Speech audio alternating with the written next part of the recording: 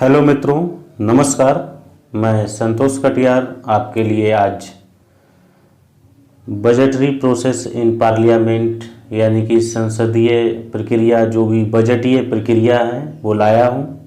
स्वागत है आपका हमारे online YouTube channel SRM educate एक पहल प्रयास से सफलता की ओर। आज जिस विषय पे हम चर्चा करने चल रहे हैं वह एक ऐसा विषय है जो कि हमारे संसद का एक महत्वपूर्ण अंग माना जाता है, संसद का एक महत्वपूर्ण व्यवस्था मानी जाती है। बजट किस प्रकार से संसद में पेश किया जाता है, बजट किस प्रकार से लाया जाता है, बजट से बनने वाले तमाम वो प्रश्न जो आपकी परीक्षा के दृष्टिकोण से आपसे पूछे जाते हैं, उन प्रश्नों पे आज हम चर्चा करेंगे। और आज का जो हमारा लेक्चर है बजटीय प्रक्रिया से संबंधित है। सो यहाँ पर हमने टॉप 21 प्रश्नों को शामिल किया है और बजट का प्रस्तुतिकरण किस प्रकार से किया जाता है यह भी हम अंत में देखेंगे। तो आइए शुरुआत करते हैं। आज के प्रश्नों से हम अपने वीडियो की शुरुआत करते हैं। तो पहला प्रश्न है हमारा कि संविधान में बजट को क्या कहा गया है। आप लोग जितने लोग भी हैं सभी लोग जवाब देंगे, प्रत्येक व्यक्ति कमेंट बॉक्स में जवाब देगा। संविधान में बजट को क्या कहा गया है?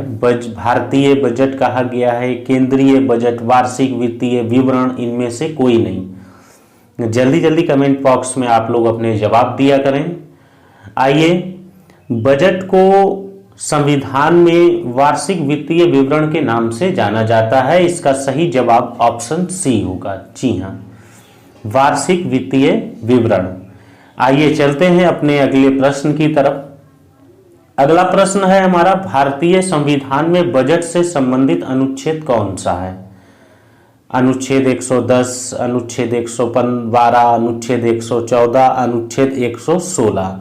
आपको बताना है कि बजट से संबंधित हमारा कौन सा अनुच्छेद होगा। जल्दी जल्दी कमेंट बॉक्स में आप लोग जवाब दें। आइए देखते हैं, इसका सही जवाब है ऑप्शन बी, अनुच्छेद 112। जी हाँ, अनुच्छेद 112 जो आपका है मित्रों, वह बजट से संबंधित अनुच्छेद है। यहाँ पर वे सभी प्रक्रियाएं बताई गई हैं कि किस प्रकार से बजट लाया जाता है और ये बजट के अंतर्गत क्या क्या प्रावधान किए गए हैं। आइए चलते हैं अपने अगले प्रश्न की तरफ। अगला प्रश्न है हमारा, बजट शब्द किस भाषा का शब्द है? यानी कि आप ये जान लें कि जो बजट शब्द है वह हमारा हिंदी तो नहीं है, तो फिर किस भाषा का शब्द है? जैसा कि मित्रों आप ये भी जानते हैं कि बजट को हमारे संविधान के अनुसार वार्षिक वित्तीय विवरण नाम दिया गया, अर्थात एक वर्ष का लेखा जोखा हमारा बजट कहलाता है। यहाँ पर आपको बताना है कि बजट किस भाषा का शब्द है। फ्रेंच है, जर्मन है, हिंदी है, लैटिन है, आपको बताना है। आइए, इसका सही जवाब है ऑप्शन डी। जी हाँ, लैटिन शब्द है, लैटिन भाषा का शब्द है। बजट किस भाषा का शब्द है? लैटिन भाषा का शब्द है। आइए चलते हैं अपने अगले प्रश्न की तरफ। अगला प्रश्न है हमारा, बजट का शाब्दिक अर्थ क्या है? लेखा जोखा, आय का विवरण, आय और व्यय का विवरण, चमड़े का थैला। यहां पर आपको बताना है बजट का शाब्दिक अर्थ क्या है, बजट का अर्थ क्या है। जल्दी जल्दी कमेंट बॉक्स में जवाब दें आप लोग। और इसका सही जवाब है चमड़े का थैला, ऑप्शन डी। जी हाँ, जैसा कि आप जानते हैं कि पहले चमड़े के थैले में बजट प्रस्तुत किया जाता था, लेकिन आपने इस बार एक नया चीज देखा, नया अध्याय देखा कि मखमल के कपड़े में बजट पेश किया गया था। आइए चलते हैं अपने अगले प्रश्न की तरफ। अगला प्रश्न है हमारा, भारतीय बजट व्यवस्था का जनक किसे कहा जाता है? Lord Cornwallis, Lord Macaulay, James Wilson, इनमें से कोई नहीं। आपको बताना है कि भारतीय बजट व्यवस्था का जनक किसे कहा जाता है। जल्दी जल्दी कमेंट बॉक्स में आप लोग जवाब दें और इसका सही जवाब है ऑप्शन सी। जी हाँ, जेम्स विल्सन को भारतीय बजट व्यवस्था का जनक कहा जाता है, ऑप्शन सी इसका सही जवाब है, जेम्स विल्सन। आइए चलते हैं अपने अगले प्रश्न की तरफ। अगला प्रश्न है हमारा, भारत में पहला बजट ईस्ट इंडिया कंपनी के जेम्स विल्सन ने किस वर्ष पेश किया था?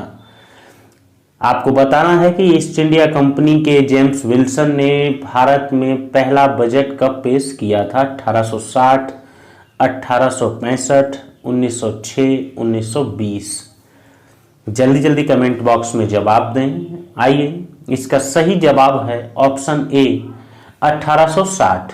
जी हाँ, 1860 में जेम्स विल्सन द्वारा, जो कि ईस्ट इंडिया कंपनी के थे, भारत में पहला बजट पेश किया गया था। आइए चलते हैं अपने अगले प्रश्न की तरफ।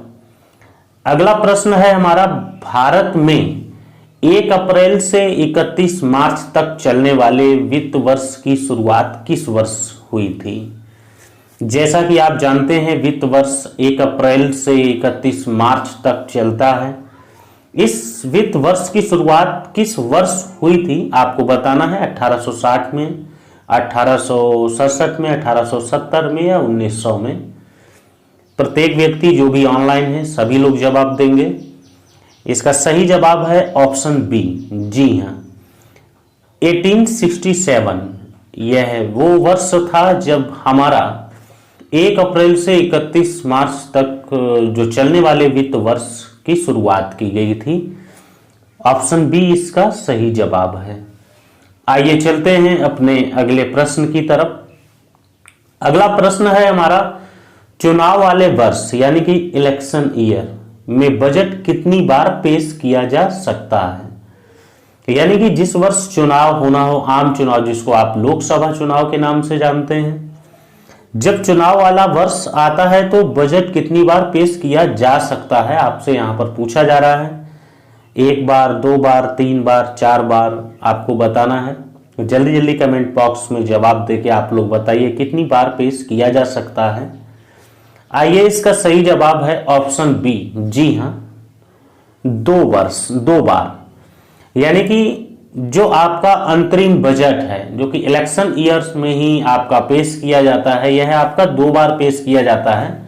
इसको लुभावना बजट के भी नाम से जानते हैं, क्योंकि यहाँ पर तकरीबन सभी प्रकार की घोषणाएं की जाती हैं कि हम इस व्यवस्था के लिए इतना करोड़ रुपए व्यय करेंगे, या किसानों के लिए ये योजना बनाएंगे, महिलाओं के लिए ये योजना बनाएंगे, युवाओं के लिए ये योजना बनाएंगे। ज़्यादातर यहाँ पर घोषणाएं की जाती हैं। यह आपका अंतरिम बजट भी कहलाता है। यह आपका वर्ष में 2 बार पेश किया जाता है, जो कि आपका इलेक्शन ईयर कहलाता है, चुनाव वाले वर्ष में। आइए चलते हैं अपने अगले प्रश्न की तरफ। अगला प्रश्न है हमारा, इनमें से किसने स्वतंत्र भारत का पहला बजट पेश किया था? मित्रों, आप जान लीजिए, भारत का जो स्वतंत्र भारत का पहला बजट था, यह अंतरिम बजट था। और मैं आपको अंतरिम बजट के बारे में बता चुका हूं कि यह चुनावी बजट है, चुनाव वाले साल में दिया जाता है। अंत के जो 6-7 महीने बचे होते हैं, 3 महीने बचे होते हैं, तब तक भी यह बजट की घोषणा कर दी जाती है। आपको बताना है कि स्वतंत्र भारत का पहला बजट किसने पेश किया था। जवाहरलाल नेहरू, आर.के. षणमुखम चेट्टी, जॉन मथाई, या इनमें से कोई नहीं।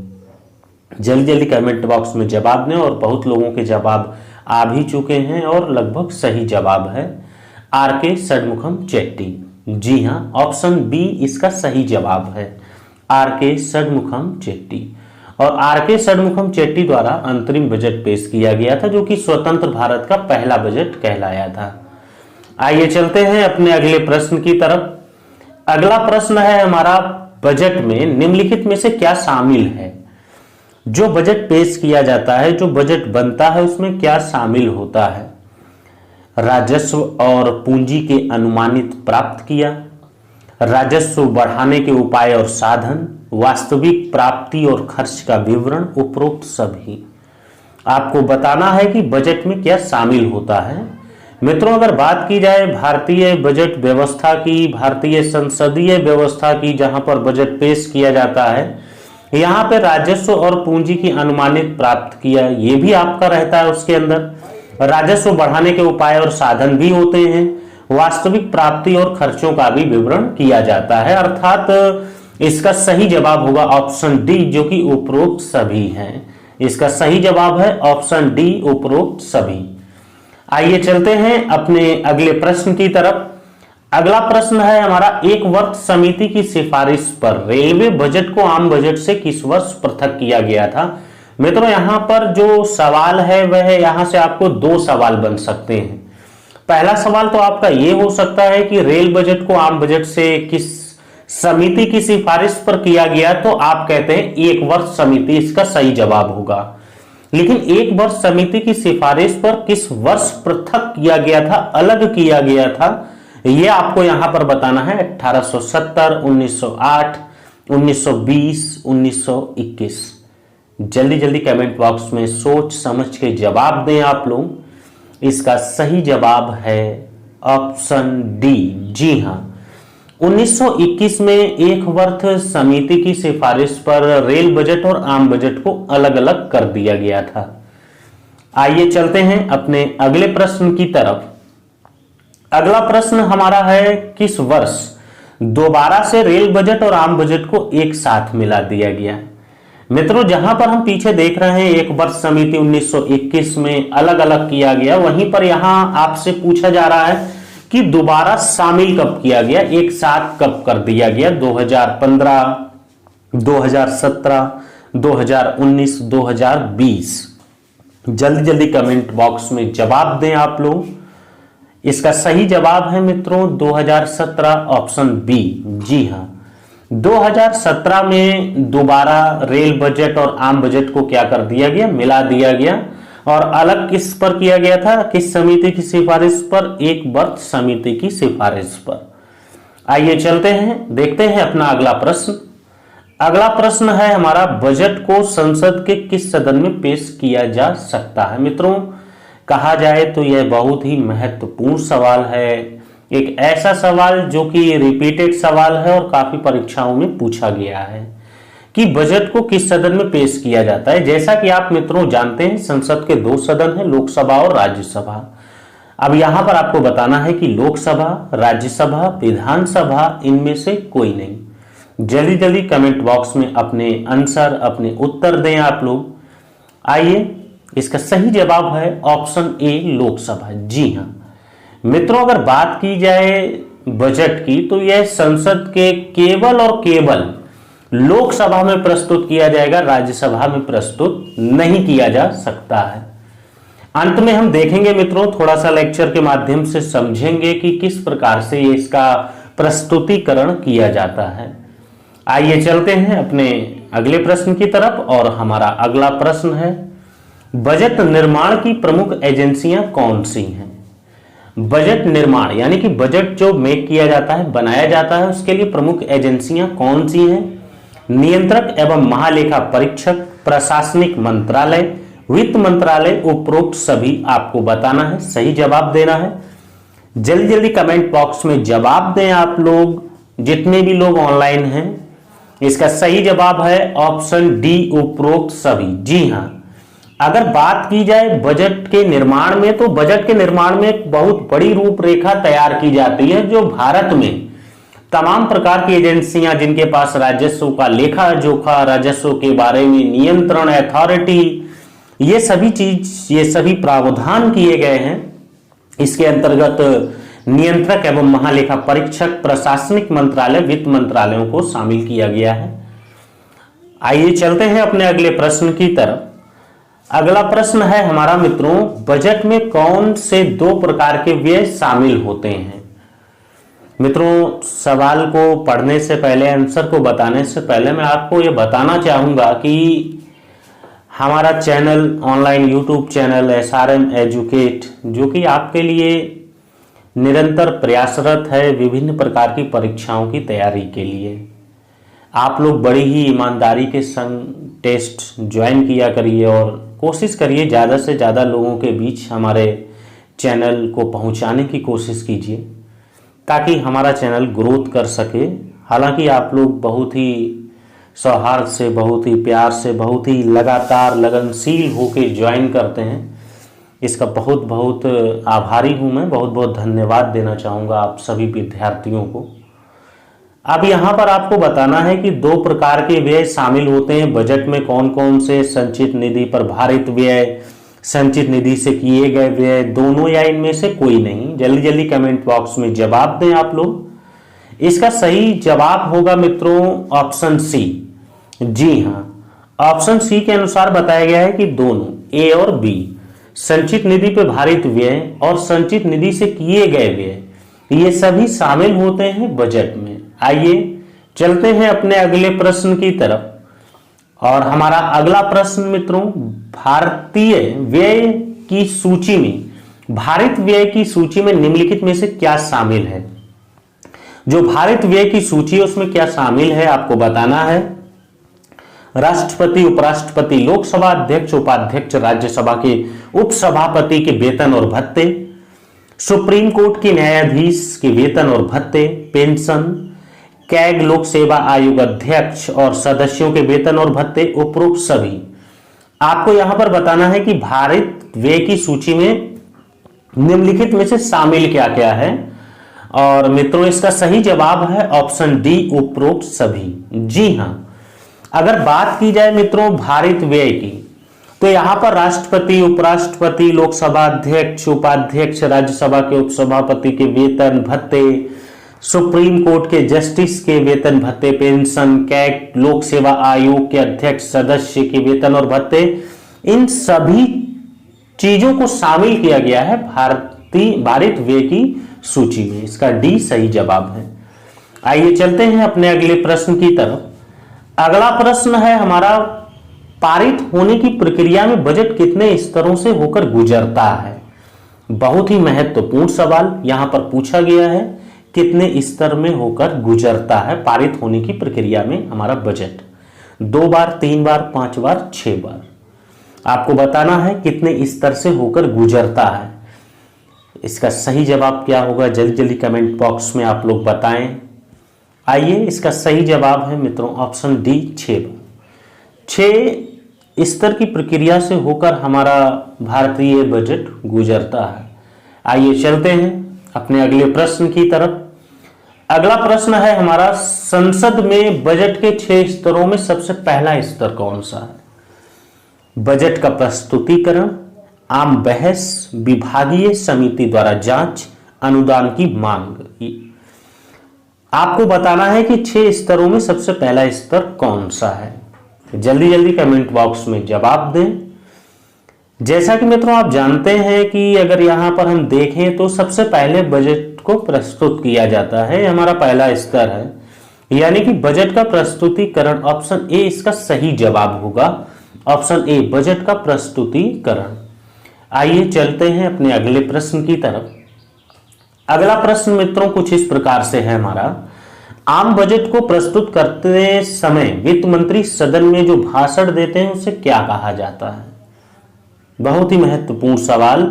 देखिए मित्रों, अगर बात की जाए बजटीय प्रक्रिया से 3-4 सवाल आपके बन सकते हैं। यहां पर मैंने टॉप 21 प्रश्नों को शामिल किया है, जहां से आपके क्वेश्चन ज्यादातर उम्मीद करता हूं कि एग्जामिनेशन में पूछ लिए जाएंगे और हूबहू ऐसे ही आएंगे।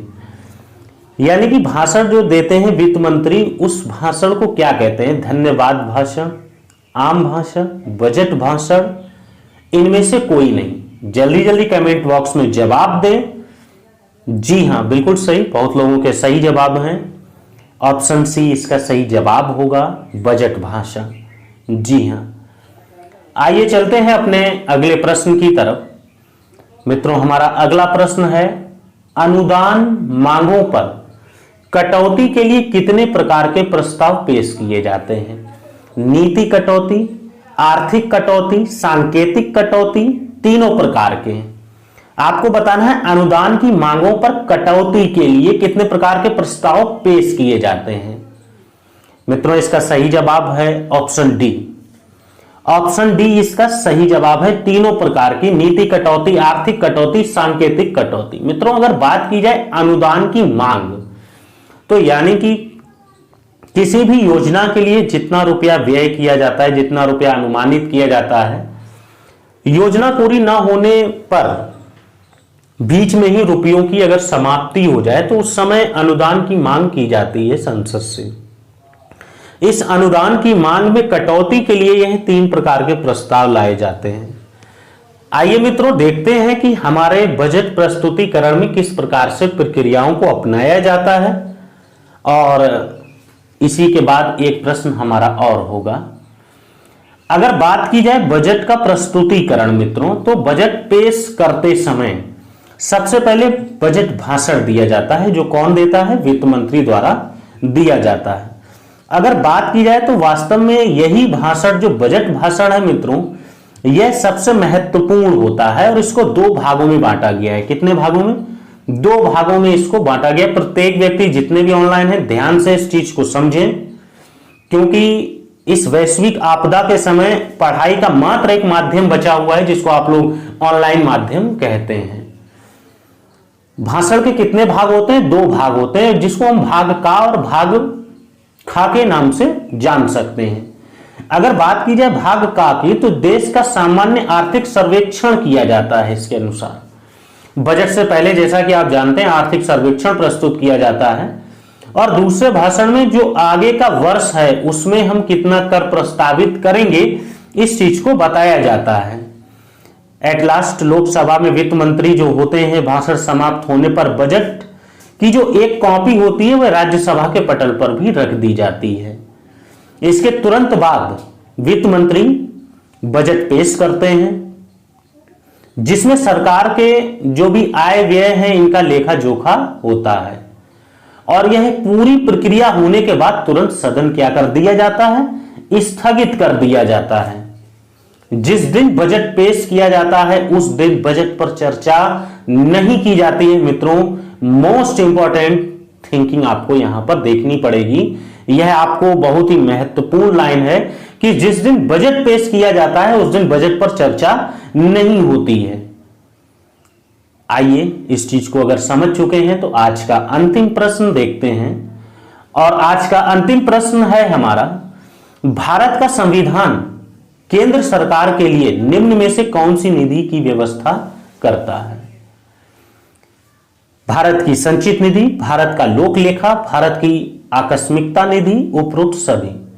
आपको बताना है कि भारत का संविधान केंद्र सरकार के लिए कौन सी निधि की व्यवस्था करता है, और मित्रों इसका सही जवाब होगा उपरोक्त सभी, क्योंकि भारत का संविधान केंद्र सरकार के लिए सभी प्रकार के निधि की व्यवस्था करता है, अर्थात इसका ऑप्शन डी सही जवाब है। तो मित्रों ये था हमारा बजटरी प्रोसेस इन पार्लियामेंट, यानी कि बजटीय प्रक्रिया संसद में। कैसा लगा आपको आज का वीडियो? कमेंट बॉक्स में बताइए। मिलते हैं अपने आगे के वीडियो में। मैं संतोष कटियार विदा लेता हूं। अभी तक के लिए नमस्कार, जय हिंद, जय श्री राधे कृष्णा।